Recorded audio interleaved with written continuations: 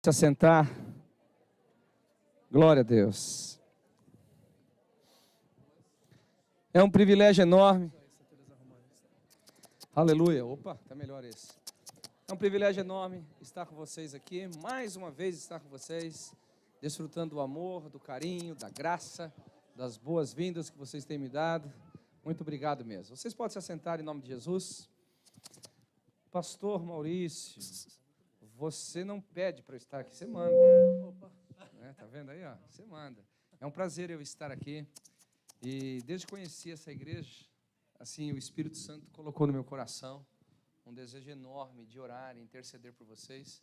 E assim, a impressão que eu tenho no Espírito é que vocês estão assim, prestes a ter um rompimento que vai levá-los a experiências muito maiores em Deus. A conquistas muito maiores em Deus. Uma coisa que eu tenho aprendido ao longo da minha vida andando com o Espírito Santo é que a bênção é proporcional à resistência. Vou te dar um texto para você guardar no seu coração. Jesus falou assim: vamos para o outro lado do lago. Os discípulos não sabiam o que iria acontecer do outro lado. Jesus sim. Eles não tinham ideia do que estava esperando eles lá. Jesus sim. Eles não sabiam o que iriam enfrentar. Jesus sim. Você observa que do outro lado tinha um gadareno que estava numa situação perturbadora, vivendo talvez os piores dias da sua vida. E a proposta de Jesus para ir para o outro lado era única e exclusivamente de libertar aquele gadareno, aqueles demônios. Você observa que na proposta houve o que? A resistência. Se talvez Jesus tivesse convidado seus discípulos para ir para um shopping, para comer um churrasco, numa escala de 0 a 10, a resistência talvez seria 2. Mas como a proposta era de libertação, a proposta era de manifestar o reino de Deus, numa escala de 0 a 10, eles tiveram uma resistência de 12. Por que eu estou falando isso? Vocês têm que manter firme a convicção daquilo que Deus colocou no coração de vocês. Porque a palavra do Senhor nos ensina sobre isso. Isso aqui já são algumas instruções para você andar no poder do Espírito Santo. Isso aqui já são algumas instruções para você andar no Espírito profético. A Bíblia fala que a sarça ardeu e a voz de Deus falou ao coração, falou aos ouvidos de Moisés, dizendo: desça, porque eu estou ouvindo o clamor do meu povo e eu quero que vocês os libertem. Estou parafraseando o texto. Você se lembra que quando Moisés anuncia a palavra do Senhor naquele lugar, qual foi a reação de Faraó? A reação de Faraó foi o seguinte: esse povo está com tempo de sobra para ouvir estas coisas. Eles estão com tempo de sobra para ouvir esse profeta. Então tira deles a palha e eles vão produzir a mesma quantidade de tijolos, tentando distraí-los, ou seja, fazendo com que eles negligenciassem o que estavam ouvindo. E o povo manteve-se firme na promessa, na palavra que Deus havia dado na boca de Moisés, e eles desfrutaram da libertação. Esta é a grande artimanha de Satanás. Sempre quando vem uma proposta de Deus, Satanás tenta lançar uma resistência para que você desista da proposta. Ele tenta lançar uma resistência para que você volte atrás. Ele tenta lançar uma resistência para que você deixe de crer que aquilo de fato foi a voz do Senhor Jesus Cristo. Então que o Espírito Santo alimente o coração de vocês em relação a todas as promessas que Ele tem dado, tanto à vida pessoal como a este ministério. Vocês alimentem a voz do Espírito Santo, que um dia colocou algo forte no coração de vocês, para conduzi-los a um nível de vitória e de conquistas. Então vocês estão neste momento. Olha para o seu irmão e diga assim: você está neste momento. Você recebeu a promessa? Olha para o seu irmão e diga: você recebeu a promessa? Está na fase da resistência, mas você vai chegar do outro lado. Tem gente que acha que não vai chegar do outro lado. Tem gente que vai morrer aqui na tempestade. Não faça isso. É muito ruim morrer na tempestade, meu irmão. Quem vai chegar do outro lado? Diga amém. É isso que vai acontecer com você. Glória a Deus. Amém. Queridos, nós vamos reservar aqui 3 dias para estarmos juntos. Hoje, amanhã, não sei o horário, à noite, amanhã à noite e domingo pela manhã, para falarmos sobre a pessoa mais maravilhosa, a pessoa mais linda, a pessoa mais querida e deveria ser a pessoa mais desejada do cristão, a pessoa do Espírito Santo. Vamos falar um pouquinho sobre ele, sobre o seu ministério, sobre o seu propósito. Vamos aprender um pouquinho sobre como interagir com a sua vontade, como interagir com os seus planos. Enfim, nós vamos fazer isso numa configuração de conferência, não propriamente de seminário, para que você não apenas ouça, mas para que você também experimente um pouco mais da presença do Senhor Jesus mediante o Espírito Santo. Amém? E eu gosto demais de falar isso, talvez essa foi uma das primeiras doutrinas que eu estabeleci no coração dos meus filhos. Um dia eles chegaram para mim e falaram assim, papai, nós estamos com uma dúvida. Eu falei, como assim? Você falou que Jesus está dentro do nosso coração, mas você também falou que Jesus está sentado à direita do Pai. Como que ele pode estar nos dois lugares ao mesmo tempo? Eu falei, uau, que coisa boa. Olhei para eles assim e disse, eu tenho a resposta para vocês. Ele falou, então dá a resposta para nós, papai. Assim, você tem que entender que quando a gente fala que Jesus mora no nosso coração, nós nos tornamos habitação de Deus, ou seja, Deus mora em nós mediante o Espírito Santo. Desde o dia que você nasceu de novo, você então recebeu a habitação permanente do Espírito Santo, residente em você, trazendo a vida de Jesus, tudo aquilo que ele conquistou na cruz, como teu benefício. Ele falou assim, então quer dizer que quem mora dentro de mim é o Espírito Santo, revelando para mim tudo que Jesus Cristo é e fez. Eu falei assim, yes, você aprendeu a lição. Então hoje eles já aprenderam a orar ao Espírito Santo para que o Espírito Santo ensine eles no caminho que devem andar. Agora, o interessante é que eles têm só 5 anos de idade, né? Têm só 5 anos de idade e já estão sendo introduzidos nessa doutrina. Por que que eu estou entrando por este assunto? Porque, infelizmente, este assunto sobre o Espírito Santo, mesmo após a igreja ter vivenciado 21 séculos de sua existência, existem pessoas ignorantes, semelhantemente ao que aconteceu com a igreja de Éfeso. Paulo, quando chega lá em Atos capítulo 18, ele encontra alguns discípulos, o número eram de 12 pessoas, e ele começa a perguntar para eles em que nível de fé eles estavam. Eles falaram, nós estamos no batismo de João. Vocês não ouviram falar do Espírito Santo? Quem se lembra da resposta que eles deram? Nós nem sequer ouvimos falar da existência do Espírito Santo. Paulo, aproveitando aquela oportunidade, introduziu a doutrina do Espírito Santo e eles não apenas desfrutaram da presença do Espírito Santo, como também começaram a interagir com o Espírito Santo. Nós vamos entrar nesses assuntos. Então, é muito importante para nós, como igreja, entendermos a pessoa, entendermos o ministério, entendermos como nos relacionar com o Espírito Santo, para que possamos viver o verdadeiro cristianismo. Eu vou falar uma frase categórica aqui. Não existe cristianismo profundo, não existe cristianismo verdadeiro, não existe cristianismo vitorioso sem que haja uma interação, uma vida profunda no Espírito Santo. E eu vou explicar por quê. Para mim, a pessoa do Espírito Santo é a pessoa mais importante para a igreja. Pastor, você está diminuindo a pessoa do Pai? Você está diminuindo a pessoa do Senhor Jesus? Não. Deixa eu te explicar o que eu penso. Na obra da criação, a gente percebe que o Pai estava arquitetando tudo aquilo ali. A Bíblia fala que tudo que foi feito mediante Cristo, mas você percebe que o Pai estava arquitetando aquilo ali. Ok? Quantos concordam comigo? Diga amém. Então, no momento da criação, a gente percebe que a figura mais importante da Trindade era o Pai. Bem, a humanidade chegou onde chegou e ela precisava ser resgatada da sua maldição, do seu pecado. A Bíblia fala que na plenitude dos tempos, Jesus Cristo veio, se tornou carne, habitou entre nós, viveu entre nós sem pecado e se entregou na cruz do Calvário. Obra da redenção. Para mim, a pessoa mais importante nesta fase, ou seja, a pessoa mais importante da Trindade, nesse momento da história de Deus entre os homens, é o Senhor Jesus. Porque ninguém mais poderia pagar o preço que ele pagou. O Pai não poderia pagar o preço, o Espírito Santo não poderia pagar o preço, somente Jesus poderia pagar o preço que pagou. Então, para que o ser humano fosse redimido, para que a igreja pudesse ser estabelecida em vitória, como Jesus havia dito em Mateus capítulo 16, a pessoa da Trindade mais importante foi o Senhor Jesus. Agora, após a igreja ser estabelecida, após Jesus colocar essa igreja numa posição de vitória, onde as portas do inferno não prevalecerão contra ela, a pessoa mais importante é a pessoa do Espírito Santo. Porque é Ele que torna real. Ele que torna real tudo que Jesus Cristo fez. Ele que torna real tudo que Jesus Cristo realizou. Deixa eu te mostrar em uma outra forma isso daqui. Quantos acreditam que Jesus Cristo morreu por você na cruz do Calvário há 2000 anos atrás? Diga amém. Isso é um fato. Ou seja, é histórico.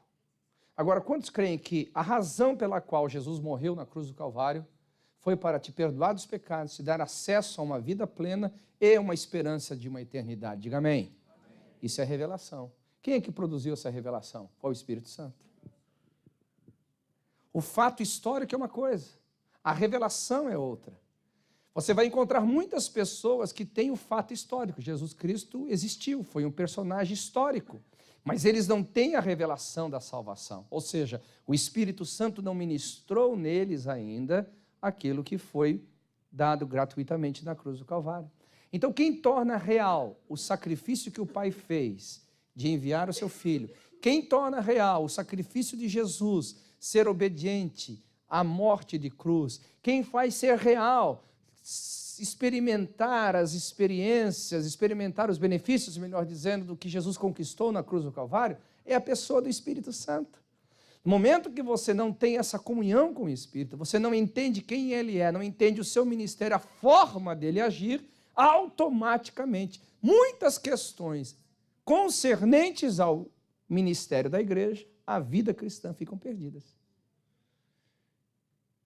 Por isso que eu quero que, a partir desses dias, a gente restaure a nossa comunhão com o Espírito Santo. Eu vou dizer uma coisa aqui, muito forte, antes de começar propriamente a ensinar. Para mim, o Espírito Santo é a pessoa mais negligenciada dentro da igreja nesses dias. Eu espero que a gente reverta esse quadro a partir desses dias. Que esta igreja, mais do que nunca, mais do que sempre, mais do que tudo, se torne uma igreja apaixonadíssima com o Espírito Santo, pelo Espírito Santo. Se torne uma igreja rendida ao Espírito Santo, se torne uma igreja que aprenda a interagir com o Espírito Santo, uma igreja que construa com o Espírito Santo, uma igreja que de fato permita o Espírito Santo fazer aquilo que só Ele sabe fazer. Amém? Então, essa é a apresentação do que a gente vai ouvir esses 3 dias aqui. Quem gostou, diga amém. Então tá bom, se você gostou, a gente pode continuar adiante aí. Vamos lá. Vamos aprender então a valorizar a obra do Espírito Santo. Eu acho que a maioria daqui são crentes. Quem aqui não é crente? Levanta a mão, deixa eu ver. Só tem crente aqui. Então é reunião para crente, irmão. Pensa aqui, a gente está igual formiga na açucareira aqui, amém? Não é nem na açucareira, está na usina de cana de açúcar aqui, né? Nós estamos aqui, podemos se esbaldar aqui, então não tem quem se escandalizar aqui, não tem ninguém para você ter medo, falar assim, pô, mas tem ímpio aqui e tal, eu não vou poder. Não, só tem crente aqui, só tem crente chapado, crente cheio da glória, crente cheio do reteté, ou não? Ih, o negócio está meio frio aqui, tá? Mas tem uns mais ou menos, mas no final o negócio vai resolver aqui, né? Vamos lá. Alguns cristãos falam assim, não, a gente vai ter uma igreja maravilhosa, mas muito maravilhosa, quando nós conhecermos a palavra de Deus. Quanto mais a gente conhece a palavra de Deus, mais a igreja vai ser avivada. Irmãos, quem é que vai contra a palavra de Deus? Deus firmou a sua palavra nos céus. Passarão os céus e a terra, a palavra do Senhor não passará. Ninguém pode ir contra a palavra do Senhor. Mas deixa eu te explicar uma coisa. Você nunca vai conhecer a palavra sem que o ministério do Espírito Santo trabalhe. Porque se o Espírito Santo não te revelar a palavra, você vai ter letras sobre letras escritas em papéis. Você vai ter o fato escrito diante de você, mas nunca vai ter a revelação da verdade. Depois você leia lá 2 Coríntios capítulo 3, versículo 6. Há muitas pessoas que convivem com a letra. O apóstolo Paulo mesmo disse a respeito disso, a letra mata, mas o Espírito vivifica. Nós ironizamos muito esse texto, dizendo assim, não, é verdade, a letra mata a burrice, mata a ignorância. Mas a questão é que Paulo estava dentro de um contexto que precisa ser entendido. Paulo estava no contexto de um povo que outrora havia experimentado a glória de Deus, que outrora havia caminhado numa dimensão de milagres e de manifestação dos céus, como nenhuma outra nação havia experimentado. Só que, no momento em que veio a revelação da plenitude dos tempos, ou seja, o Cristo encarnado, o Cristo que venceu, o Cristo que cumpriu a lei, e mediante o Espírito o povo agora iria andar nesta verdade, eles apagaram, ou seja, ficaram só com a letra. Paulo está dizendo assim, no momento que vocês estão só com a letra, vocês vão morrer. Vocês precisam da revelação do que está escrito. Vocês leem sobre Cristo, mas não conseguem crer que Ele é o Cristo. Vocês veem sobre o Messias, mas não conseguem ver que Ele é o Messias. Você vê sobre a redenção, mas não vê. Então Paulo está dizendo assim, a letra cegou vocês ao ponto de não revelarem a vocês o conhecimento de Deus. Então nós temos que valorizar a palavra de Deus, logicamente, mas nós temos que valorizar o quê? O fluir do Espírito revelando a nós as verdades das Escrituras. Quem está comigo, diga amém. Oh, deixa eu falar uma coisa para você. Então nós vamos ter uma vida profunda, uma igreja poderosa, quando esta igreja conhecer Jesus de verdade. Lógico.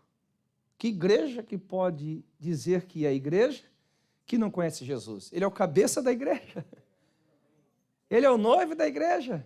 Ele é o primeiro e o último. Sem Jesus nós nada podemos, amém? Agora, quem é que revela a pessoa de Jesus? Quem é que torna o ministério de Jesus real e verdadeiro? Quem é que faz com que a gente entenda as doutrinas de Jesus? E quem é que nos convence de que é possível praticar, levando o seu fardo e a sua carga? O Espírito Santo.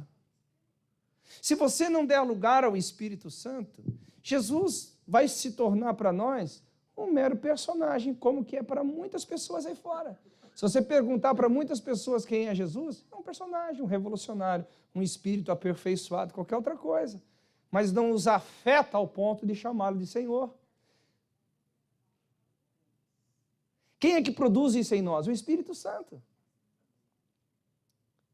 Não é simplesmente a sua consciência de saber que um tal Jesus existiu, que um tal Jesus foi para a cruz, que um tal Jesus judeu fez. Não, não, não. É o Espírito Santo que vai te falar, esse não é um tal Jesus, ele não é um tal revolucionário. Não, não. Ele é o Senhor dos senhores, ele é o Salvador, ele é aquele que era, aquele que é, aquele que sempre há de ser. O único que pode produzir dentro de nós isso é a pessoa do Espírito Santo. Ninguém mais vai chegar a lugar nenhum se o Espírito Santo não trabalhar nessa questão. Amém? Quem está comigo aqui? Oh. Não, pastor, a igreja só vai para frente.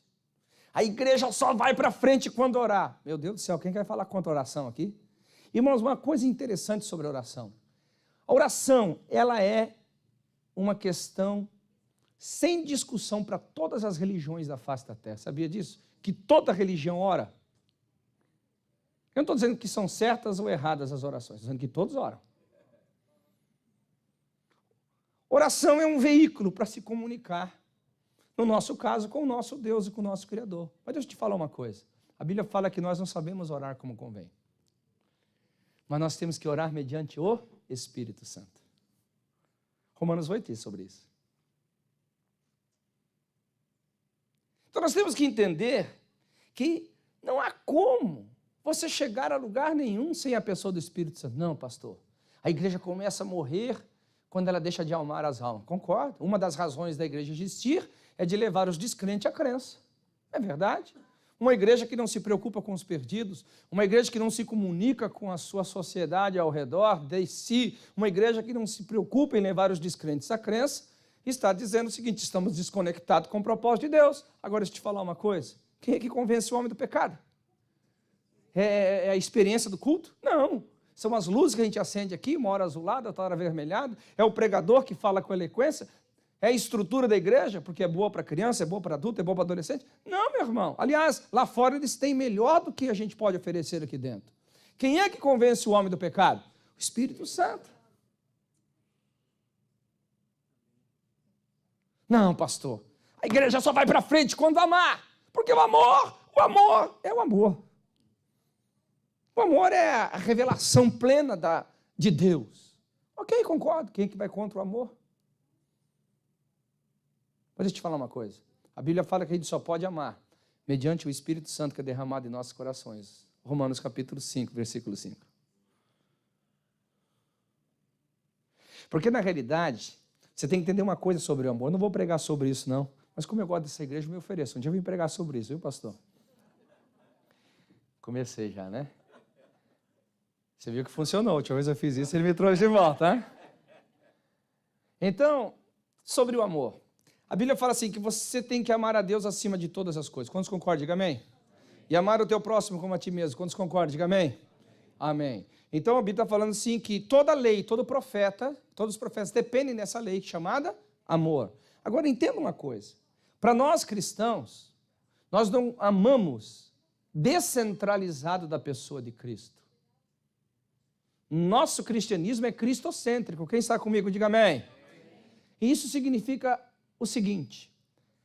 Quando a Bíblia fala amar a Deus e amar o próximo, mais ou menos assim. Eu tenho um amor profundo por Deus, produzido pela pessoa do Espírito Santo, que me faz entender quem Deus é, me faz entender o que Ele fez por mim, me faz entender sua paixão, sua graça, faz-me entender seus benefícios, faz-me entender tudo a respeito dele. E a forma como eu sou amado por Deus nesse relacionamento, a forma como o Espírito Santo torna real esse relacionamento entre eu e Deus, agora eu vou amar o meu próximo. Por isso que o texto de Mateus 6 fala assim, quando você vai estar com Deus e não perdoa, você também não pode se relacionar com Deus. Ou seja, porque uma pessoa que não consegue perdoar, ela está mostrando claramente que o seu relacionamento com Deus inexiste. Porque a Bíblia fala sobre isso. Sobre o perdão. Alguém está comigo aqui? Diga amém. Então não é uma questão só de mim para o meu próximo. É do quanto eu recebo de Deus e o quanto eu recebi de Deus eu transbordo na vida do próximo. O quanto eu entendi de Deus e o quanto que eu entendi de Deus eu transformo isso em atitudes na vida do próximo. É esta a proposta onde subsiste a lei e os profetas.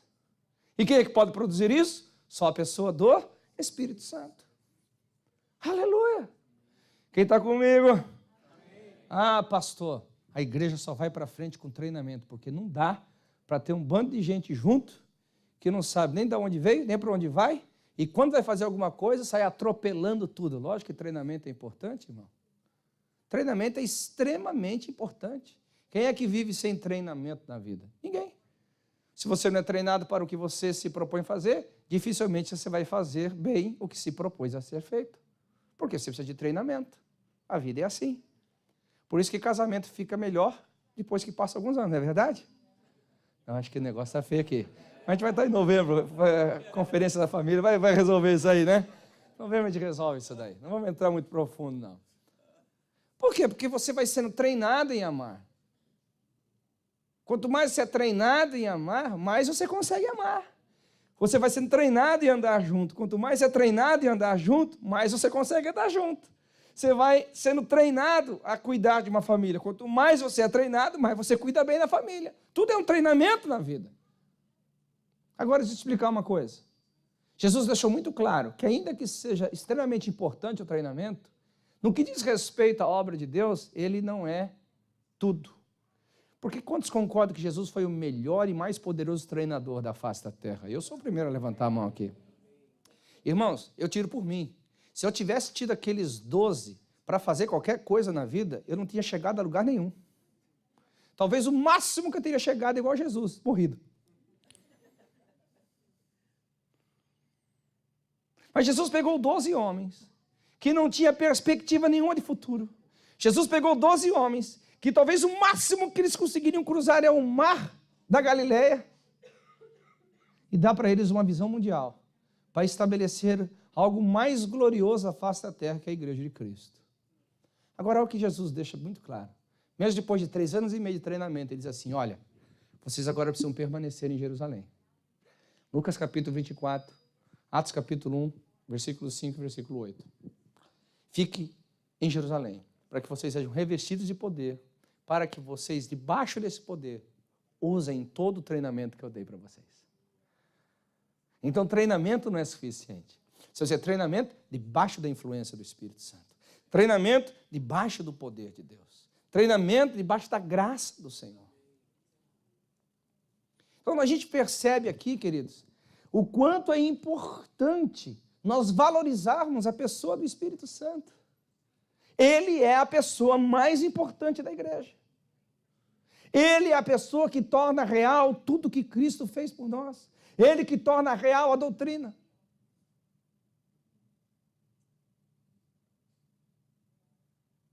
Nós temos que avançar nesse conhecimento. Vamos lá, vamos avançar um pouquinho mais. No Velho Testamento, se você olha, por exemplo, o livro de Zacarias, capítulo 4, eles estavam ali para construir o segundo templo. Eles estavam tendo alguns impasses políticos, vocês sabem disso, porque os governadores não permitiam o avanço da obra. E, de repente, o Espírito de profecia veio e disse assim, a glória dessa segunda casa vai ser maior do que a segunda.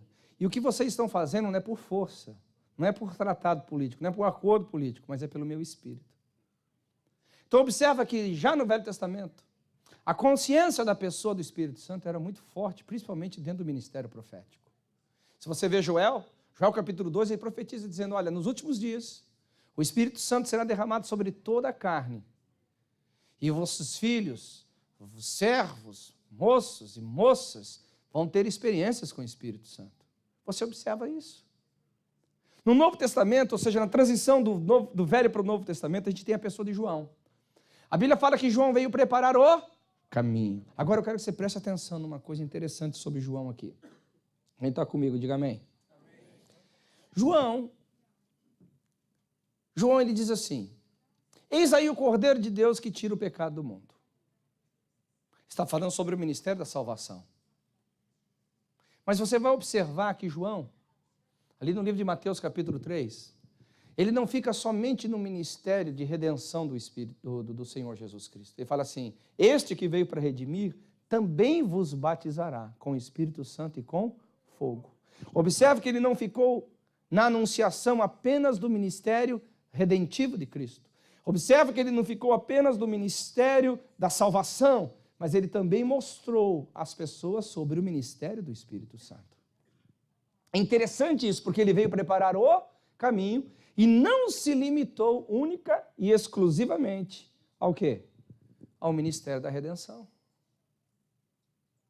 Você observa o próprio ministério de Jesus.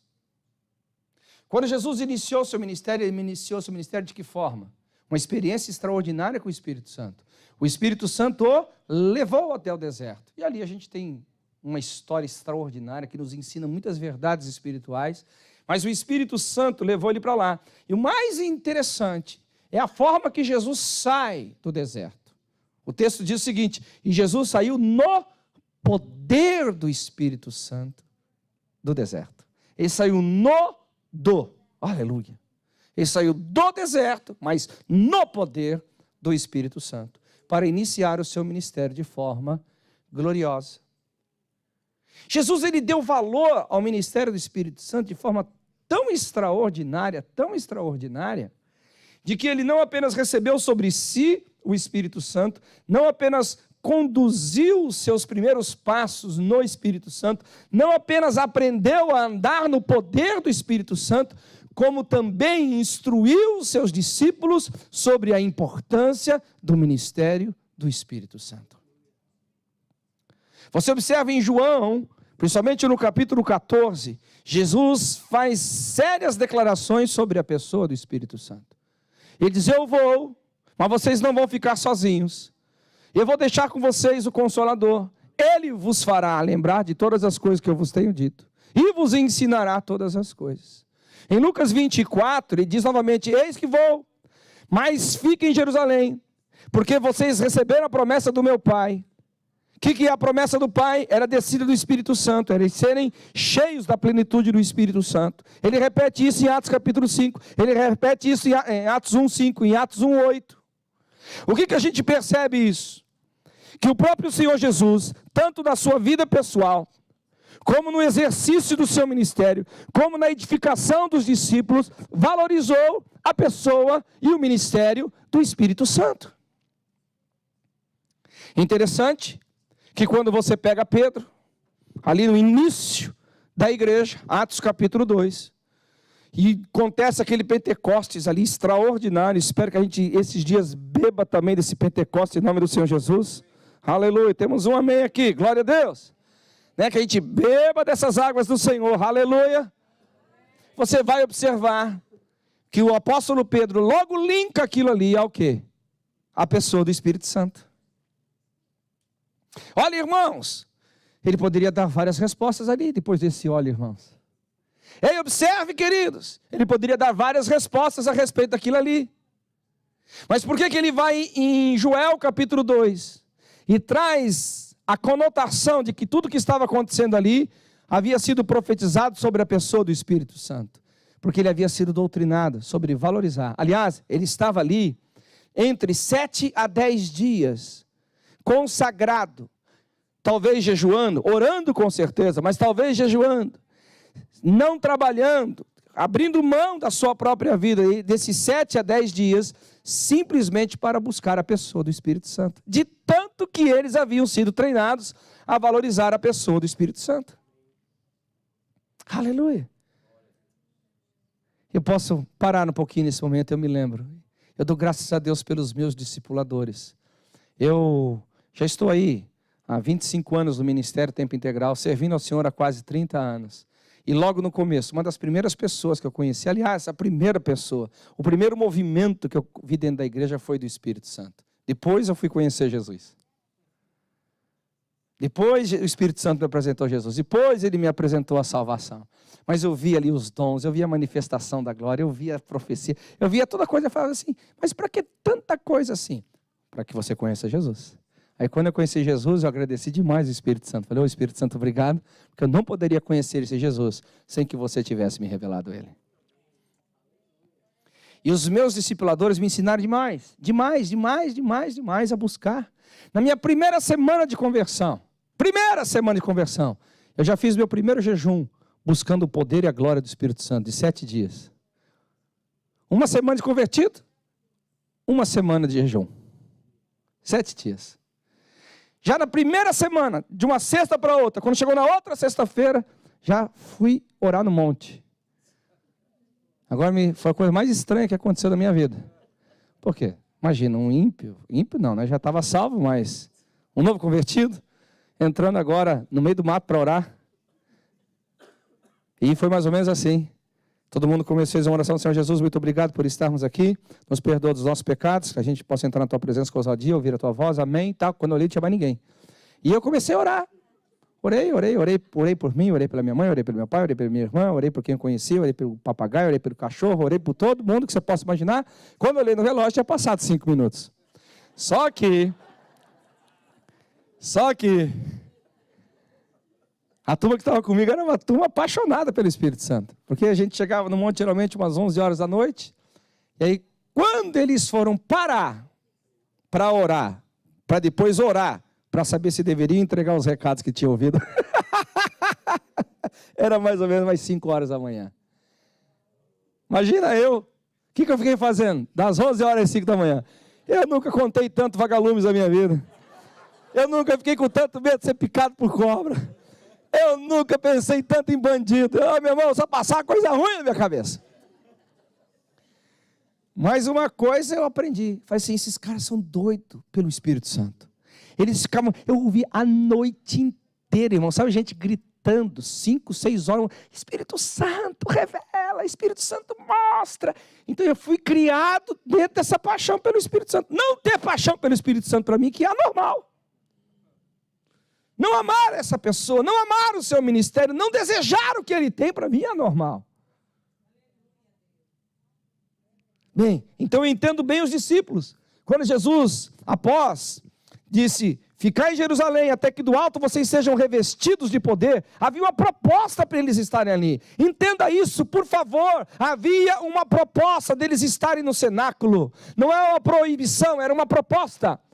A proposta não era de carro novo, não era de casa nova, não era de uma vida melhor. A proposta era, fiquem lá, porque há uma pessoa que vai se revelar, há uma pessoa que vai se manifestar, há algo dos céus que vai ser derramado sobre vocês, que é a pessoa do Espírito Santo. E eles ficaram ali de 7 a 10 dias, até que ouviu-se um som dos céus, aleluia! Havia uma proposta. Eu oro para que essa fome, eu oro para que esta sede, eu oro para que essa paixão pelo Espírito Santo volte aos nossos corações, volte às nossas igrejas, volte aos nossos púlpitos, volte às nossas canções, volte às nossas escolas dominical, volte à vida da igreja. Essa paixão pelas coisas dos céus. Aleluia. Aí, você percebe então, a igreja começando a fazer as suas obras. Aí chega Atos capítulo 4, a igreja vai orar, são todos cheios do Espírito Santo. E o chão treme. Chega Atos capítulo 5, Atos capítulo 6, a igreja começa a ter algumas dificuldades. Dificuldade com dinheiro. Qual é a igreja que não tem dificuldade com dinheiro? Eles estavam com dificuldade com dinheiro. Não é porque eles não tinham, porque eles não sabiam ofertar. Porque Satanás estava no coração das pessoas ali. Pastor, como isso? Satanás estava no coração? Sim. A Bíblia fala que o Espírito Santo revelou ao apóstolo Pedro. Por que você permitiu Satanás entrar no teu coração? Agora veja só, não mentistes a homens, senão ao Espírito Santo. Você observa como a igreja havia sido treinada sobre a presença do Espírito Santo. A pessoa do Espírito Santo era real para eles. Não era alguém qualquer, não era uma força empoderante, não era um doador de dom simplesmente. Havia um senhorio do Espírito Santo na igreja. Havia um senhorio da graça do Senhor ali.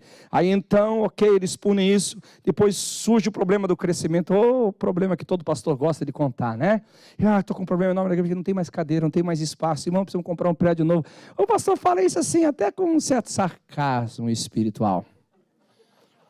Isso é um problema que todo pastor gosta de ter. Não tem mais cadeira, vamos comprar cadeira, não tem mais espaço, irmão, tive que colocar telão na rua. Ele fala assim, irmão, maravilha. Kathryn Kuhlman, alguém já ouviu falar de Kathryn Kuhlman? É dizer que avivamento é medido pelas filas. O que é isso? Assim, quanto mais fila tem do lado de fora, mais avivamento tem do lado de dentro.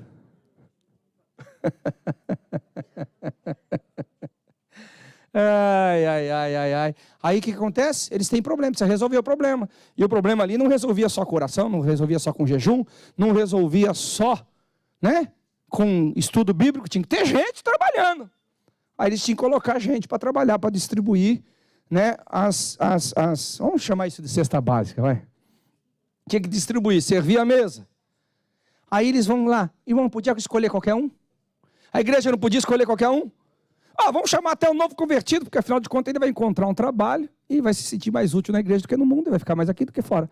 Né? Vamos fazer isso. Mas eles colocam alguns requisitos para o cara servir a cesta básica lá. Que tinha que ser homens de fé, homens de boa reputação. E o que mais? Cheios do Espírito Santo. E vão para servir cesta básica, imagina. Ok. Oh, aleluia. Você vê como a igreja foi treinada. Agora, isso não veio do nada. Eles caminharam 3 anos e meio com alguém que foi guiado por um profeta, que disse, ele veio para salvar, mas veio para batizar com o Espírito Santo. Ele iniciou o seu ministério cheio do Espírito Santo, ele foi treinado no Espírito Santo, ele treinou discípulos no Espírito Santo. Agora esses discípulos estavam formatando, edificando, cuidando de uma igreja apaixonada pelo Espírito Santo. Aleluia! Atos capítulo 7, o primeiro mártir, Estevão, cheio do Espírito Santo. Atos capítulo 8, a perseguição chega. Aleluia. A perseguição chega. E eles são espalhados por todos os cantos da terra. Agora olha que interessante isso. Acontece um grande movimento lá em Samaria. Um movimento extraordinário em Samaria. Irmãos, eu fico pensando que qualquer pastor queria ser o líder daquela igreja. Sabe por quê? Multidões se reuniam. Que pastor que não gosta de multidão? Levante a mão aí. Eu ia te tirar a loucura da tua cabeça agora. Todo pastor gosta de multidão. As pessoas se convertiam. Quantos não gostam de ver pessoas convertidas aqui? Levanta a mão. Todo mundo gosta, não é verdade? Os demônios saíram. Então, irmão, quando a gente começa a ver demônios sair, está uma raridade ver demônios sair hoje. Está tudo escondido aí. Não, vou apontar o dedo, senão pensa que eu estou revelando. Né? Os demônios saíam. Os corpos eram curados. As pessoas eram batizadas. Irmão, qual é o nome que você dá disso aí? Avivamento. Eu não posso chamar outra coisa senão de avivamento. Multidão.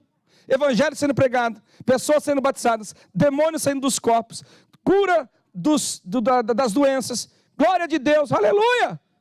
Agora olha que é a mentalidade apostólica. Eu vou usar aqui uma ilustração para vocês entenderem bem. Pedro e João conversando lá em Jerusalém falaram assim: ei, a gente está ouvindo falar de todas essas coisas aí, pregação do evangelho, salvação de pessoas, cura dos corpos, Mas você ouviu falar por acaso? Você ouviu falar por acaso a respeito de que eles estão tendo experiência com o Espírito Santo? Não ouvi nenhum relato disso. Não fiquei sabendo que ninguém foi cheio do Espírito Santo. Então, o mais importante não está acontecendo. E a Bíblia fala que Pedro e João saem de Jerusalém e vão direto para Samaria, para a primeira conferência do Espírito Santo da igreja após a sua edificação. O texto fala, é claro. Leia lá Atos capítulo 8.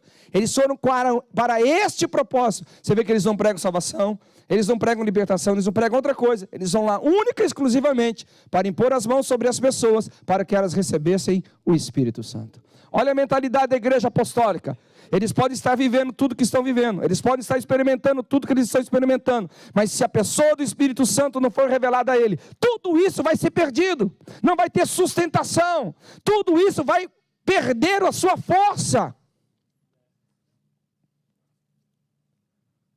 Atos capítulo 9. Um homem possuído pelas trevas, mascarando-se essas trevas com a religiosidade, persegue a igreja. Você percebe, desde o capítulo 7 ele entra em cena, o apóstolo, o Saulo, né? E ele vai para caminho de Damasco, e de repente o Senhor aparece para ele dizendo: Paulo, por que você me persegue? Agora, olha que coisa interessante.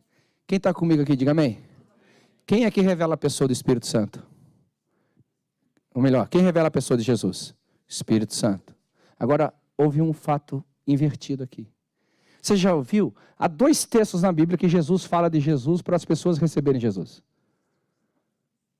Parece loucura isso? Mas deixa eu te explicar. Primeiro é esse. Quem és tu? Jesus fala: eu sou Jesus a quem você persegue. O outro texto está lá em Lucas 24, quando os discípulos estão caminhando na estrada de Emaús, o próprio Jesus aparece para ele, falando a respeito dele, tudo que estava escrito na lei e nos profetas. Há 2 casos bem específicos sobre esse. Há um outro, né, para Maria, que ele se apresenta como Rabone e tal, mas esses são os mais clássicos. Agora, depois que ele se revela como Jesus, ele diz: vai para uma rua chamada direita, que você vai receber instruções sobre o que vai suceder.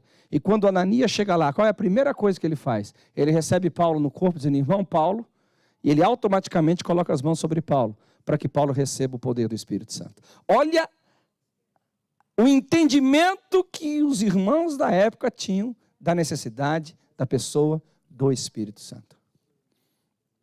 Eles não abriam espaço para que as pessoas que ingressavam à igreja ficassem sem a experiência.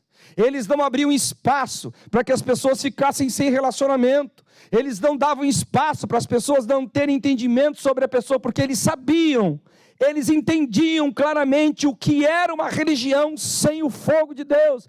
Eles sabiam o que era uma religião sem a revelação de Deus. Eles sabiam o que era uma vida sem o Espírito Santo. Eles tinham acabado de sair do judaísmo, a maioria deles.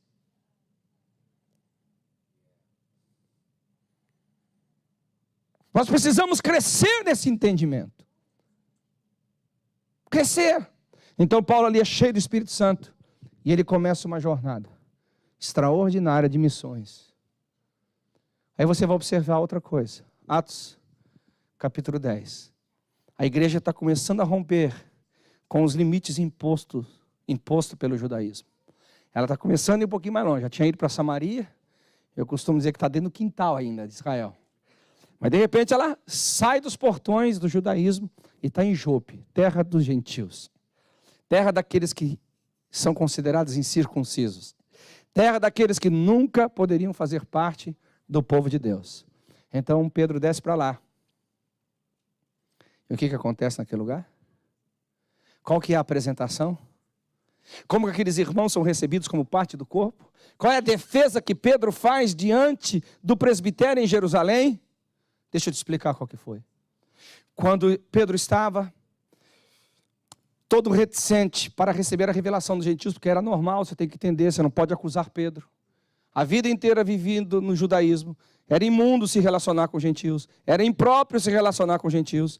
Tanto é que mesmo obedecendo a voz do Espírito Santo, quando ele desce para a casa de Cornélio, a primeira frase que ele diz é o seguinte: vocês sabem que não é lícito para um judeu entrar na casa de um gentio. Os preconceitos estavam ali, e eu não quero julgar Pedro, porque era comum ao padrão de vida que ele havia vivido até então. Era comum a cultura dele.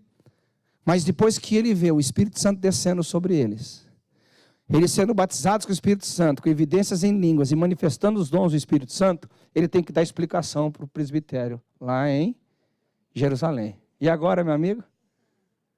Algum pastor já passou por isso aqui? Não levante a mão, por favor.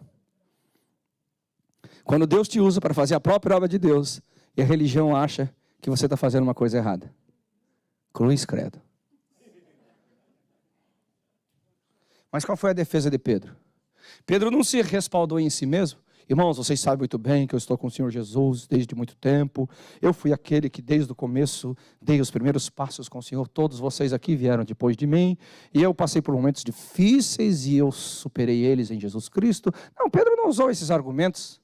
Pedro disse assim: olha, nós temos que receber ele. Sabe por quê? Porque o mesmo Espírito que veio sobre nós também veio sobre eles. Na hora que o concílio ou o presbitério em Jerusalém ouve isso, acabou a discussão.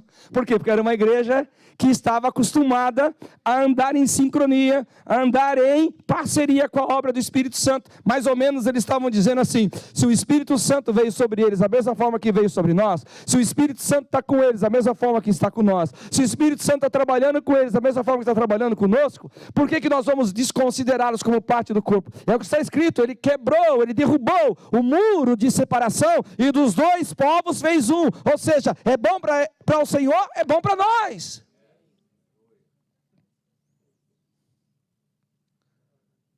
Toda a história da igreja é uma história movida pelo fogo e pela presença, pelo ensino do Espírito Santo. A gente vai adiante, segue. Vamos lá, para Atos capítulo 18. Paulo chega lá, naquela igreja em Éfeso, e começa a falar para eles a respeito da obra do Espírito Santo. E eles nem sequer ouviam dizer que havia o Espírito Santo. Então Paulo, a partir dali, introduz eles naquela doutrina. Agora é interessante, deixa eu te fazer uma pergunta aqui. Por que o apóstolo Paulo não pergunta para eles sobre estrutura de igreja? Não que eu estou desconsiderando. Por que Paulo não pergunta para eles a respeito de doutrinas? Não que eu estou desconsiderando.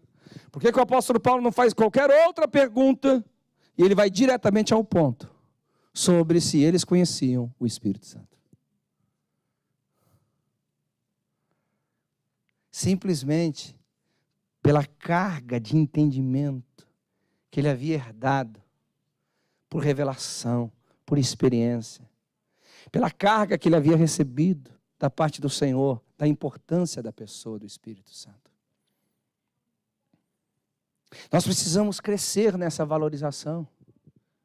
Se nós não valorizarmos isso, nós não vamos conseguir chegar a lugar nenhum. Eu não queria apenas olhar para esse lado, mas observe bem a criação do mundo. A Bíblia fala que a terra estava sem forma e vazia, e o Espírito de Deus estava ali esperando uma voz de comando. Quando a voz de comando veio, o Espírito Santo entrou em ação. A Bíblia começa com a pessoa do Espírito Santo. Aliás, se você crê na Trindade, alguém crê na Trindade aqui? A primeira pessoa da Trindade revelada pelo nome é o Espírito Santo. A primeira pessoa. Então, se você olhar a Bíblia dessa forma didática, não cronológica, mas didática, você vai perceber que ela começa com a pessoa do Espírito Santo e ela termina com a pessoa do Espírito Santo. E o Espírito e a noiva dizem: vem. Irmãos, é interessante a própria Escritura. O que a Bíblia fala? Que nenhuma profecia é de particular elucidação, mas os homens de Deus, inspirados pelo Espírito de Deus. Meu Deus, como que nós queremos viver sem a pessoa, sem a experiência do Espírito Santo? Como nós queremos viver um cristianismo seco e vazio? Não dá, é impossível. É impossível.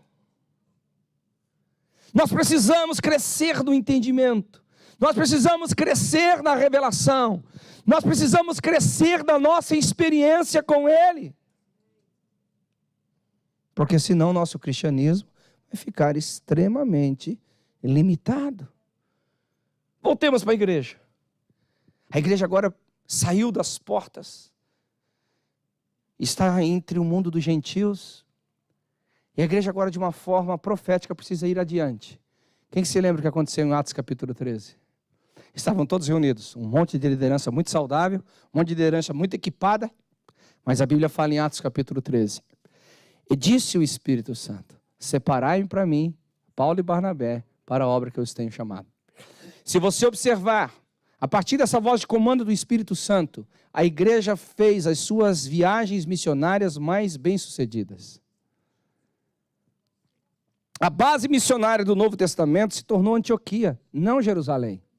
Antioquia prestava contas para Jerusalém, mas a base sempre era Antioquia. Paulo ia, voltava para Antioquia, Antioquia se reportava a Jerusalém. Paulo ia, voltava para Antioquia, de Antioquia reportava para Jerusalém. Porque aquela igreja foi instruída a respeito disso, de que missões está no coração do Espírito Santo. E quando você quer andar em missões, você automaticamente vai aprender a andar com o Espírito, e o Espírito anda com missões. Por onde mais você quer olhar aqui? Por onde você olhar na Bíblia, você vai ver homens que aprenderam sobre a pessoa e andar. Voltemos para o Velho Testamento. Nós sabemos que no Velho Testamento as pessoas não eram nascidas de novo, mas elas tinham funções importantes para o reino de Deus. E nós podemos classificar algumas pessoas de suma importância no Velho Testamento. Por exemplo, os patriarcas. Quem mais? Os profetas. Quem mais? Os reis. Os juízes. Os sacerdotes. Vamos parar com essas 5 classes de pessoas que conseguiam escrever a história de Deus na terra. Todos esses homens tinham o Espírito sobre eles. Sobre eles. Não é por acaso que quando Davi erra, e ele clama dizendo: Senhor, não deixa eu perder a coroa. Está certo isso? Senhor, não deixa eu perder a riqueza do meu reino. Está certo isso? Senhor, não deixa eu perder. Não. A única coisa que ele fala: não retires de mim o teu Espírito. Não é por acaso que um homem desse é considerado um homem segundo o coração de Deus? Nós precisamos voltar a se apaixonar pelo Espírito Santo. Nós precisamos voltar a desejar o ministério do Espírito Santo mais do que qualquer outra coisa. Nós só podemos realmente chegar aonde Deus quer que cheguemos. Nós só realmente vamos conseguir fazer aquilo que Deus quer que façamos. Nós realmente só vamos avançar como gostaríamos de avançar. E eu sei que todos aqui querem avançar. No momento em que cada um de nós aqui, pararmos para pensar como está o nosso relacionamento e o nosso envolvimento com a obra do Espírito Santo. Amém? Então, agora que eu dei a introdução, vocês estão rindo? Até que hora a gente vai hoje, pastor? 9h30? Tá bom. Eu quero só tocar num assunto aqui. Vá comigo para Atos, capítulo 18. A introdução foi longa, mas a pregação vai ser curtinha, tá bom?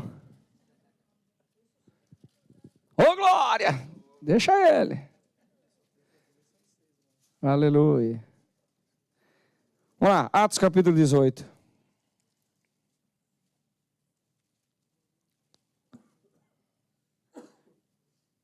Paulo está em Corinto. Atos capítulo 17, ele está em Éfeso. Agora preste atenção no que vocês vão ouvir aqui. Preste muita atenção. Quem está comigo aqui, diga amém. Quem sabe o que acontece ali? Em Atos capítulo 17. Paulo está em Atenas, pregando o evangelho no Areópago. Quantos concordam comigo? Ok? Atos capítulo 18, ele está falando que é o seguinte, ele vai para onde? Para Corinto. Agora, o que acontece nesse interim? A Bíblia fala que depois de Paulo ter feito uma pregação extraordinária, apenas um pouquinho de pessoas se converte.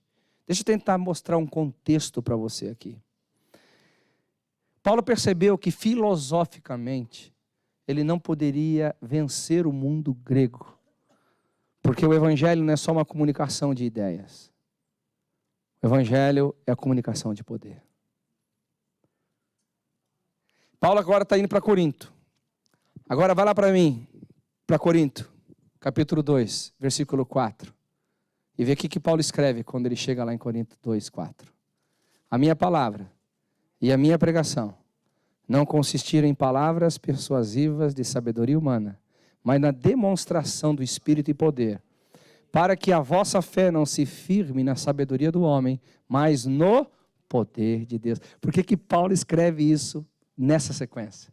Porque ele entendeu de que se ele entrasse para o mundo filosófico, filosofando, se ele entrasse para o mundo da ciência, cientificando, deixa eu usar o neologismo aqui, se ele entrasse para o mundo dessas pessoas que tentavam ver a vida de forma racional e tentasse racionalizar o cristianismo, ele ia ter pouquíssimo sucesso.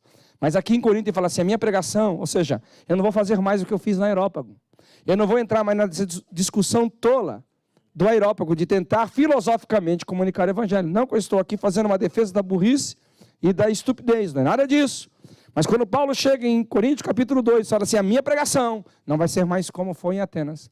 A minha palavra não vai ser mais baseada em sabedoria humana como foi em Atenas. Ainda que estava cheia de verdade. Paulo não pregou nenhuma mentira em Atenas. Paulo não falou nada que fosse antibíblico em Atenas. Mas só de forma mental. Ele chega em Corinto e fala assim, eu vou mudar a minha posição ministerial. Eu vou mudar a minha forma de me conduzir no ministério.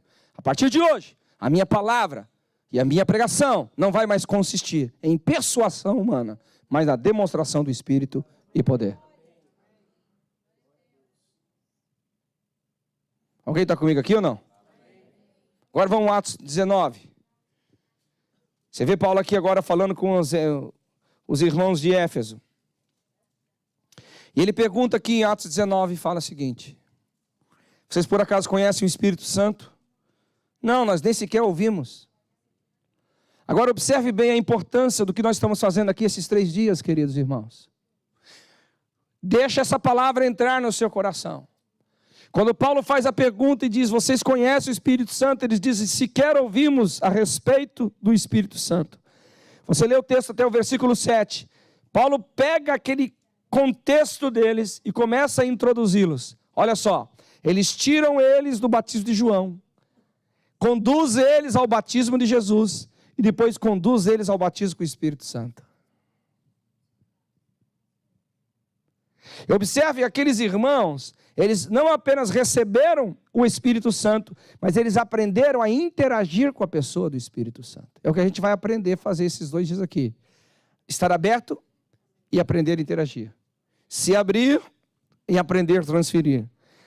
Receber mais para poder dar mais. Amém? Percebe bem aqui. Após Paulo dar a eles a doutrina do Espírito Santo, olha só, eles tendo ouvido isso, versículo 5, foram batizados em nome do Senhor Jesus, e impondo-lhes as mãos, veio sobre eles o Espírito Santo. E aí eles começam a interagir. Tanto falavam em línguas como profetizavam. Alguém aqui, por gentileza, pode repetir? Interação é tão importante quanto o recebimento, tão importante quanto o conhecimento. Porque se você pegar aqui, primeiro eu conheço, foi o que Paulo fez lá, é o que nós estamos fazendo aqui hoje.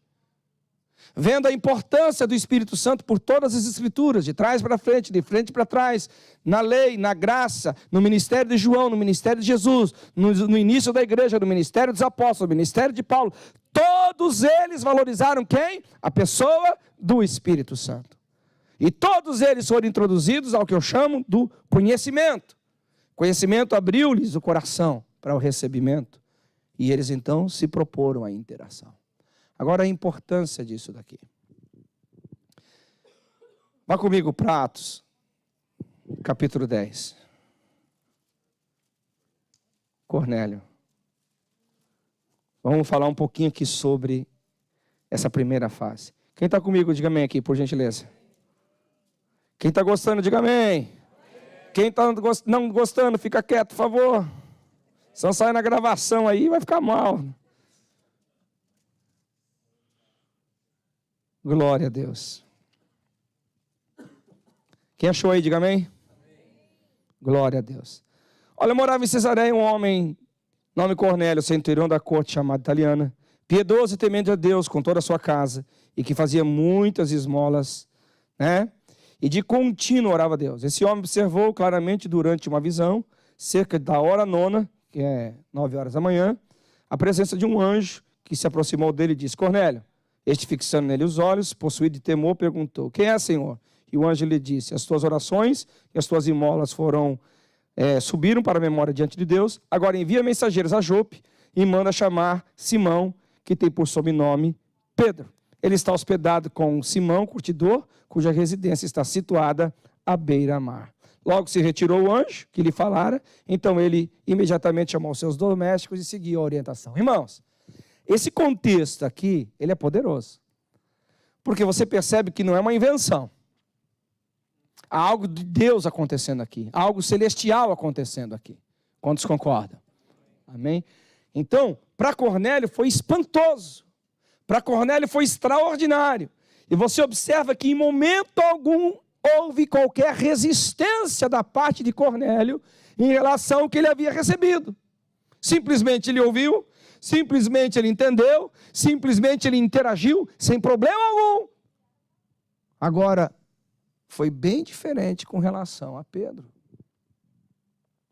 Quando Deus agora vai comunicar para Pedro, ele começa a comunicar o seguinte: no dia seguinte, né, indo eles a caminho, estando já perto da cidade, subiu Pedro ao eirado, né, já está todo um processo acontecendo aqui. Agora Pedro sai de cena e entra outro flash da história. Está com fome, vai orar, e de repente ele vê o céu aberto e desce do céu um lençol preso pelas 4 pontas com todos os tipos de animais. Deus diz para ele: toma, mata e come. A reação de Pedro foi igual a de Cornélio? Sim ou não? Vamos lá, quem repete comigo? Sim ou não? Não. Por 3 vezes, Pedro negou aquela visão. E se dependesse de Pedro e a visão, tinha acabado ali. A coisa só foi adiante. Quando o Espírito Santo falou para Pedro: olha, esses 2 homens estão aí, receba eles. Agora não é o caso aqui. Repita comigo. Instrução. Quando a gente recebe instrução, a gente pensa que é uma maravilha, né? Eu estou falando aqui sobre a pessoa do Espírito Santo. Estou falando assim, o quanto ele é importante na história de Deus na terra, desde o Velho Testamento, com os patriarcas, com os profetas, com os juízes, com os reis, com todos os homens que escreveram a história de Deus, com João Batista, o ministério ali que abriu o caminho para o Senhor, para os apóstolos, para a igreja. Uau, que coisa linda! Tudo bíblico, informações e informações. Mas a gente tem que parar para pensar que toda informação, ela vai bater em alguém, vai recair sobre alguém que tem um background. E às vezes esse background não nos possibilita, a semelhança de Cornélio, receber tão facilmente.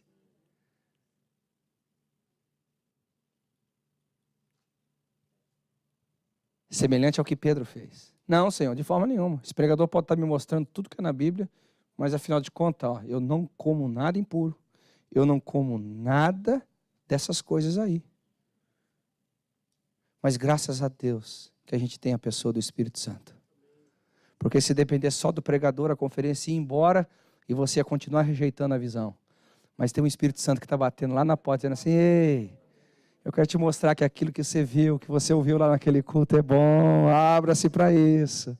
Abra-se para isso. Busca isso com mais intensidade. Amém? Mas vamos lá. Amados, infelizmente, nós recebemos muitas cargas em nossas vidas, sejam elas religiosas, sejam elas culturais, sejam elas quais forem aqui.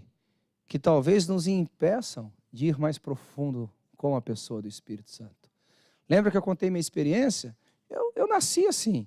Para mim é incomum não encontrar paixão, não encontrar abertura, não encontrar alguém que queira mais o Espírito Santo. Eu vim desse mundo, eu nasci assim. Mas para muitas pessoas, o histórico religioso deles foi de muita incredulidade. Foi de muita resistência à pessoa do Espírito Santo. Foi de muito maledicência até com a obra e o ministério do Espírito Santo. E talvez você está aqui hoje pela primeira vez ouvindo uma mensagem como essa. Será que não vai acontecer com você igual aconteceu com Pedro? Não, Senhor, de forma nenhuma, eu não quero isso para a minha vida. Não, de forma nenhuma, eu não quero isso para mim. Eu me lembro que eu estava conversando com alguns líderes um tempo atrás. E se você está aqui nessa mesma condição, ouça com carinho. Eu falei assim, eu não consigo entender vocês. Todas as vezes que vocês falam sobre o Espírito Santo, vocês sempre têm que colocar essa palavra, cuidado. Toma cuidado. Use com prudência. Porque sempre quando fala da obra do Espírito Santo, sempre quando fala do mover do Espírito Santo, sempre tem que esse tal de cuidado. Eu não vejo nenhum momento das Escrituras o Senhor Jesus falando sobre isso. Eu não vejo nenhum momento das Escrituras Jesus colocando medo nas pessoas por causa dos exageros. Pelo contrário. Pelo contrário.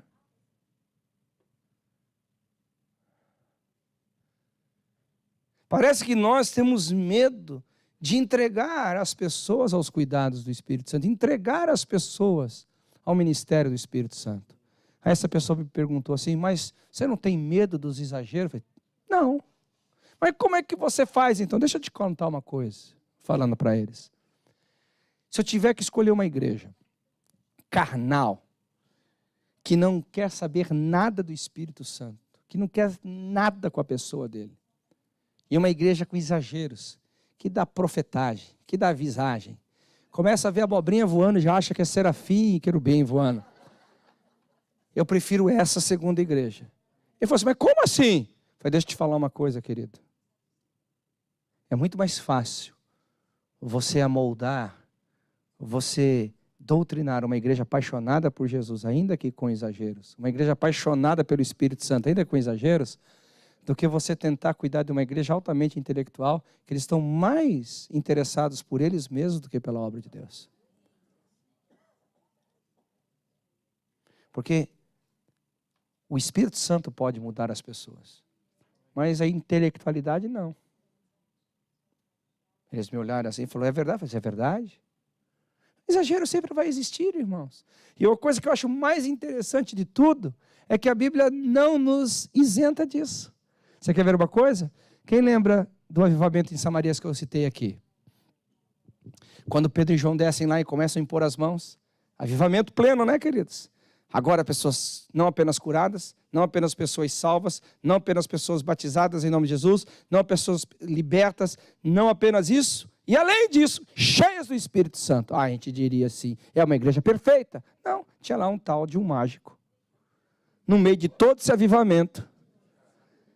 Entendeu? Esse é aquele tipo de gente que eu fico me perguntando se tem jeito, eu estou brincando.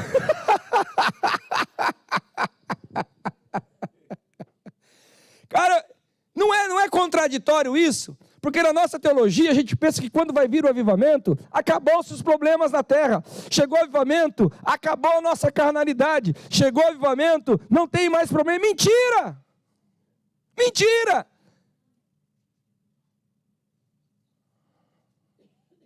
Nós vamos ter que lidar com isso o tempo inteiro. Agora, você quer lidar com aquele que pode trazer solução? Ou seja, você quer lidar com aquele que pode trazer solução? Ou você quer matar aquele que pode dar solução? Eu prefiro lidar com essas situações mediante o Espírito Santo. Ou seja, o próprio Espírito vai convencer a pessoa, o próprio Espírito vai mostrar para ela a carnalidade dela, o próprio Espírito Santo vai convencê-la de pecado, do que eu com medo dessas coisas agora. Vou me retrair e ficar numa igreja intelectualizada. Ô meu irmão, que é isso? Nós precisamos crescer nessa paixão pelo Espírito. E você tem que vencer esses seus traumas. Eu vou voltar aqui, não sei a forma como essa verdade que eu estou pregando alcança você. Eu não sei os preconceitos, ou as pré-teologias, os pré-ensinamentos que você teve com relação à pessoa do Espírito Santo. Mas o que eu quero te dizer, seja igual Pedro, se renda. Seja igual aos irmãos de Éfeso, Atos 19, se renda. Seja igual Paulo, se renda. Todos esses homens se renderam ao ensino. Se abriram para receber. E depois se abriram para interagir. A gente vai chegar a interagir depois. Mas até quando você vai ficar aí? Uma coisa, sabe, pastor Maurício, que eu me lembro. Sabe o que eram nossas crises quando eu era um jovenzinho? Jovenzinho, porque jovem não sou, né? Jovenzinho. Um dia a pessoa chegou assim e falou, pastor Jamal, não dá mais para você se chamar de jovenzinho com essa barba branca. Eu falei, não, irmão, isso aqui é charme. O jovem ainda está por trás da barba, né? E sabe qual que eram as nossas crises? Quando a gente não era batizado no Espírito Santo. A gente ficava em crise. A gente ficava triste na igreja. Por quê? Eu não sou batizado no Espírito Santo ainda. Por que você está triste? Ah, não manifestei nenhum dom espiritual, não. Ah, não, nada. Era essa a nossa crise. Hoje a crise mudou. Eu nem vou citar aqui, porque não é o meu papel hoje. A crise mudou. As pessoas ficam em crise por qualquer outra coisa. Estão numa vida seca. Nunca manifestou um dom espiritual. Nunca teve uma experiência profunda com Deus. Para ela não é indiferente, ela quer outra coisa. Ela quer o sucesso da vida. Ela quer o sucesso nesse mundo. E o cristianismo que a gente pregava há 30 anos atrás, não que eu estou com saudosismo aqui, não, querido.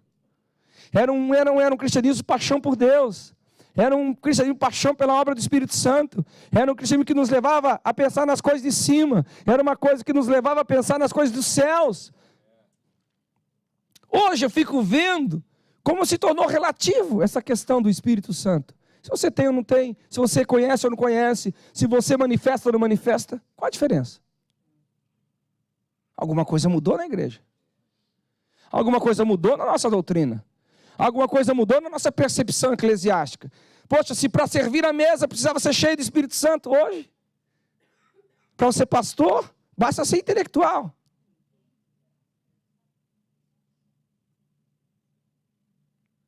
Não, nós precisamos reverter essa nossa negligência com o Espírito Santo. Nós precisamos reverter essa negligência com o Espírito Santo. Nós precisamos voltar a ser apaixonados. Nós precisamos voltar a ter vigílias pela busca pelo Espírito. Nós precisamos voltar a ter nossos cultos pela busca pelo Espírito Santo. Nós precisamos deixar que essa paixão tome conta de nós. Aleluia. Não pode ser uma questão indiferente não ser cheio do Espírito Santo.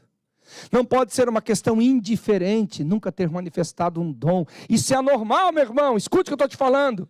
Estar na igreja há 30 anos e não ter uma vida cheia do Espírito Santo não é normal, é anormal. Estar 30 anos na igreja e não manifestar a presença do Espírito Santo não é normal, é anormal.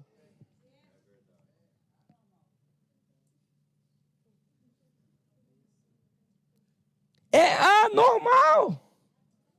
A gente não pode ficar aí.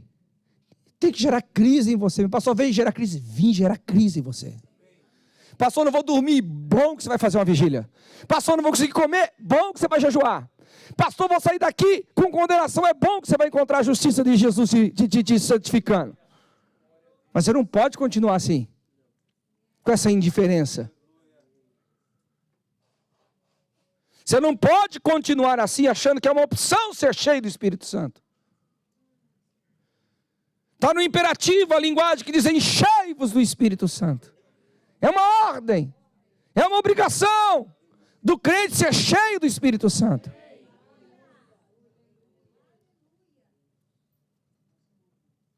Agora, você não vai ser cheio do Espírito Santo com essa boca cheia de dentes esperando ele voltar. Isso aqui é para quem é mais antigo, conhece a música. Não, tem a sua parte.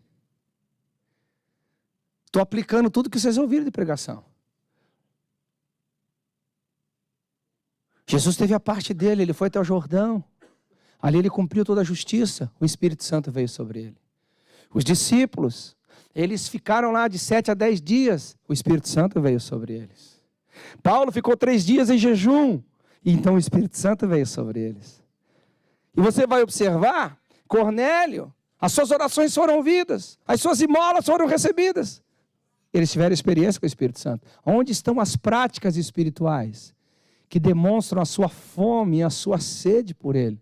A sua fome e a sua paixão por mais dele. E eu vou na sua biblioteca, eu vou ver na sua biblioteca quais os livros que estão falando sobre a pessoa do Espírito Santo. Nenhum! Então não me diga que você não é apaixonado pelo Espírito Santo, porque você não é, porque você não quer conhecê-lo. Quem você é apaixonado, você quer conhecer.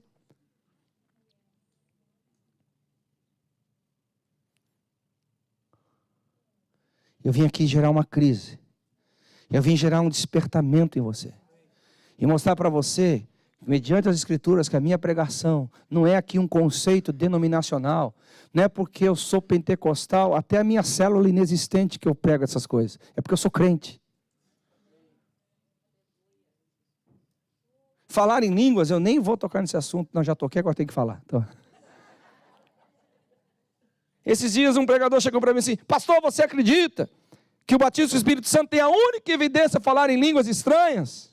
Eu falei assim: por que você está me perguntando isso? Não, pastor, por que isso, por aquilo? Porque eu vou te explicar uma coisa então. Falei para ele: eu tenho a minha convicção pessoal, mas não vou te dar. Você quer matar o cara quando faz isso, não é verdade? Quer matar o cara. Aí para vender o peixe, eu falei assim: só conta se me convidar a fazer um seminário.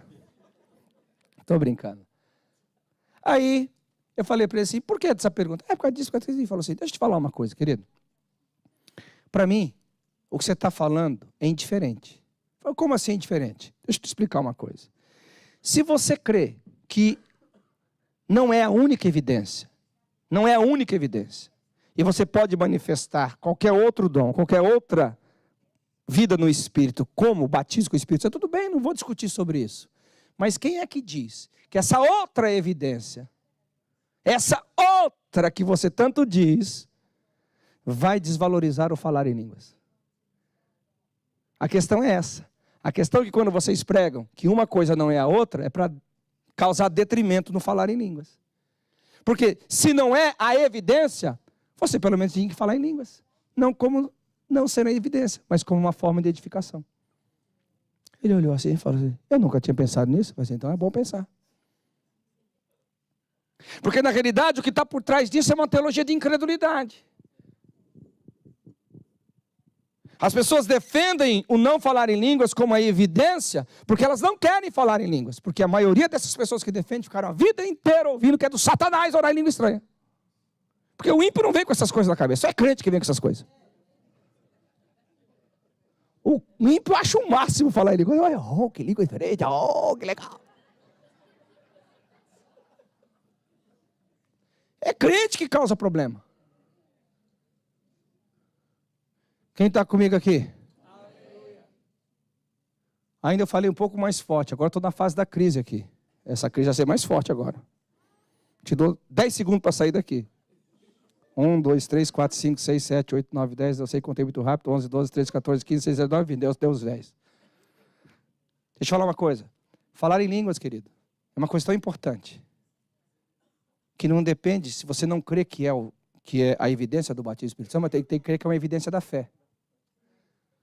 A Bíblia fala que se você tem fé, você fala em línguas. E se você não fala em línguas, você não tem o quê? Não, estou brincando. Mas é uma questão de se pensar. Outra coisa, tem cura no Velho Testamento? Tem ou não tem? Vamos lá, estou só com um crente aqui, estou crendo. Tem cura no Velho Testamento? Tem profecia no Velho Testamento? Tem discernimento de espírito no Velho Testamento? Tem o dom da fé no Velho Testamento? Tem operação de milagres no Velho Testamento? Tem interpretação de línguas no Velho Testamento? Tem. Tem. Porque no Velho Testamento eles não falavam em línguas, mas eles escreviam em línguas. Na parede ainda. Tekel, Menem, Parzim. Teve interpretação de língua? Quem interpretou? Ninguém entendia lá, meu irmão. Era a linguagem do céu. Não era a linguagem da terra. Ele leu lá. Pesados fostes na balança, achado em falta, seu reino será dividido. Quantos concordam? Diga amém. Vocês fizeram agora aquela cara de boi que encontrou porteira náusea.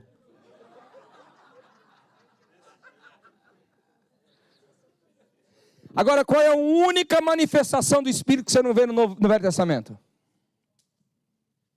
Qual é a única que você não vê no Velho Testamento? Falar em línguas. Agora eu vou te explicar por quê. Porque todos esses outros dons, você tem como manifestá-lo do Espírito sobre você. O falar em línguas diz respeito ao novo nascimento, é o seu Espírito que ora. Você só pode orar em línguas quem nasceu de novo, quem tem o Espírito recriado. O falar em línguas é a grande evidência da nova aliança. E a gente por denominacionalidade, quase falei em línguas aqui, denominacional, é isso aí. Por razões denominacionais, é assim que a gente fala com o inglês, assim, estão aprendendo, você tenta falar uma coisa em inglês, não consegue, daí você fala de outro jeito, não é assim? Então, por razões denominacionais, a gente fica defendendo essa porcaria do é evidência, não é evidência, é isso, não é aquilo. Irmão, eu estou pouco me ligando se é evidência ou não. Eu estou mais preocupado que você treine o seu espírito a orar em línguas, que você use esse mecanismo celestial, que você treine uma vida poderosa no Espírito Santo.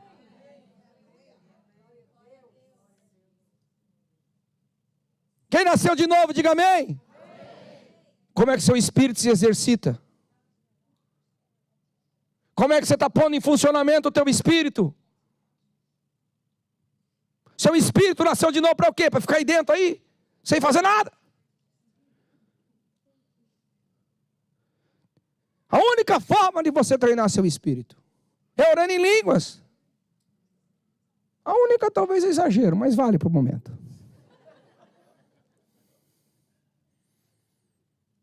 Quem está comigo, diga amém. Então nós precisamos que hoje a gente possa, queridos, parar um pouquinho para pensar sobre isso. E eu quero que vocês entendam a minha paixão quando eu prego sobre isso, porque eu sei da importância. Eu sei do quanto isso vai fazer a diferença no cristianismo de cada um de nós aqui. Quando toda vez que eu faço uma conferência do Espírito Santo, assim, eu sou o primeiro a estar assim com a boca aberta, com o meu espírito aberto. Eu quero desfrutar de um entendimento novo, de uma visitação nova, de uma experiência nova. Aleluia! Quantos estão dispostos a isso? Diga amém. Gostaria que os irmãos do Ministério de Música viessem aqui para frente, por favor. E que você ficasse em pé. Neste momento, por gentileza. Aleluia. Pensa no assunto que a gente tem assunto para falar, hein? Mas é um seminário extremamente importante, viu, pastor Maurício? Sobre o batismo com o Espírito Santo. Porque é muito importante as pessoas receberem sobre isso. Não só o batismo com o Espírito Santo com relação a evidências de línguas ou não. Sobre o falar em línguas. Mas é muito importante porque nós precisamos reavivar esses conceitos que estão sendo perdidos hoje em dia. Nós precisamos reavivar isso daqui. A consciência de cada um de nós. Eu quero... Comece a tocar seu teclado, querido. Deixa o Espírito Santo te conduzir. Vamos cantar canções que exaltem a presença gloriosa do Espírito Santo. Só o teclado enquanto isso. Mas eu gostaria que você fizesse uma coisa essa noite. Eu não sei se você vai ficar aí ajoelhado, em pé, sentado, vai vir na frente. Eu não sei como você vai fazer. Mas eu gostaria que essa noite a gente começasse a pensar um pouquinho. Oh, Espírito Santo. Me perdoa por negligenciar tanto a sua pessoa. Espírito Santo, me perdoa por ficar tão indiferente a você. Por não te buscar como você merece ser buscado. Por não te ouvir como você merece ser ouvido. Por não te dar a atenção que você merece, Senhor Jesus. Oh, Senhor Espírito Santo. Queremos voltar a se apaixonar mais uma vez. Queremos voltar a ser embriagados da sua presença mais uma vez. Queremos beber mais da sua glória. Queremos beber mais da sua presença. O apóstolo Paulo nos disse, Espírito Santo, que nós não devemos nos embriagar com vinho. Porque ali há contenda, há dissoluções, ali não há vida, há morte, pelo contrário. mas há um lugar de vida, há um lugar de transformação, há um lugar de glória, que é uma vida cheia do Espírito Santo, uma vida cheia da presença do Senhor. Oh, Espírito Santo, nós queremos reverter essa negligência, queremos reverter a nossa indiferença, e queremos pedir perdão. Queremos ser como aquele mágico que, quando foi confrontado pelo apóstolo Pedro, ele disse: ore por mim, ore por mim, ore por mim. Oh, o Espírito Santo encontre no nosso coração um desejo profundo de arrependimento, um desejo profundo de reverter esse quadro de negligência. Quantos anos indiferentes, quantos anos sem buscar os seus dons, sem buscar a sua presença, sem dar o lugar devido ao Senhor. Mas nós queremos mudar essa história. Ou você pode levantar as suas mãos aos céus, enquanto os ministros de música estiverem adorando ao Senhor. Você que é batizado no Espírito Santo, permita que os dons se manifestem aqui essa noite. Você que ora em línguas, levante as suas mãos, comece a orar em línguas. Flua, flua, flua, flua, flua, flua. Faz seu querer em mim,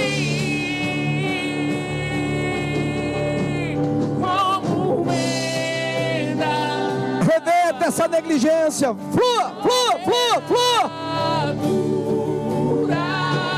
Faz seu querer, faz seu querer em mim.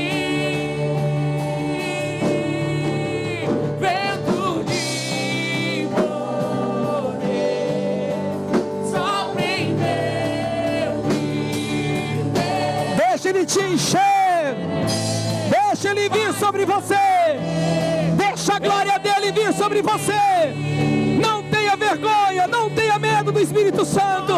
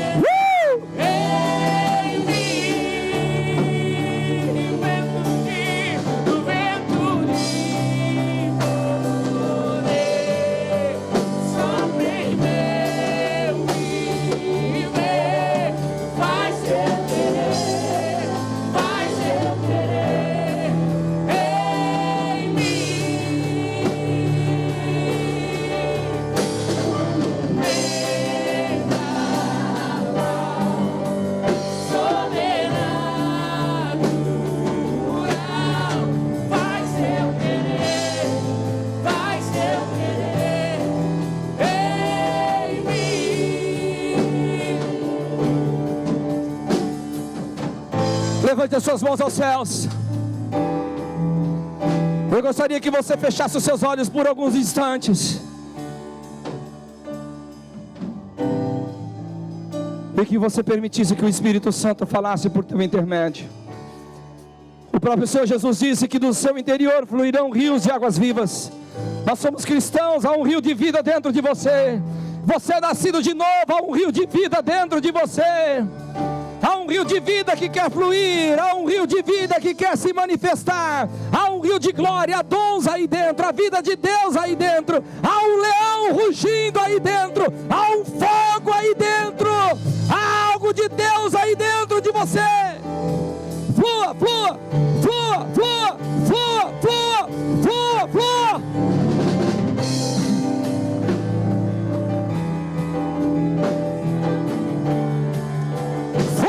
Espírito Santo,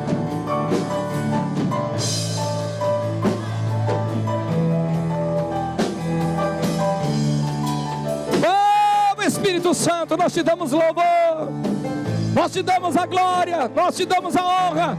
Nós entendemos a sua importância na igreja, nós entendemos a tua importância nas nossas vidas. Vem com fogo, batiza com o Espírito Santo, batiza com o fogo, Senhor Jesus, batiza com glória essa igreja.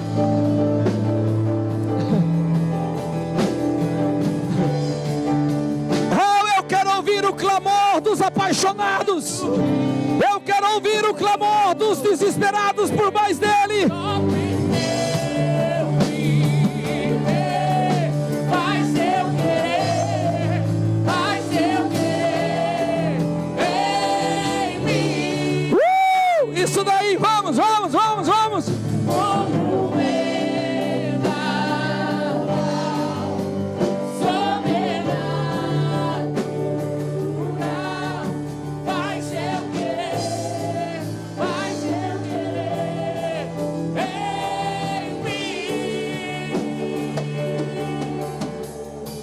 Eu sinto a direção do Espírito Santo aqui. Isso, continua orando, não precisa parar de orar não, vai orando.